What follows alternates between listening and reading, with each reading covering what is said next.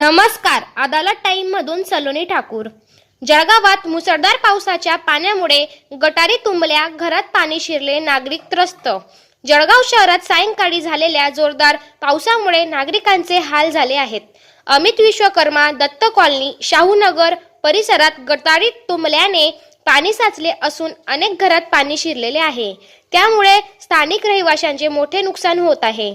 नागरिकांचे म्हणणे आहे की महानगरपालिकेकडून कोणतीही सुविधा उपलब्ध करून देण्यात आलेली नाही. साफसफाई, आरोग्य व स्वच्छतेच्या सुविधा या मूलभूत गरजांपासून जळगावकर वंचित आहेत.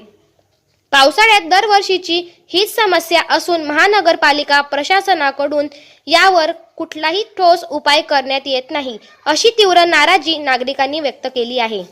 अधिक बातम्यांसाठी पाहत रहा अदालत टाइम्स न्यूज चॅनल. याचबरोबर बातमीपत्र संपले.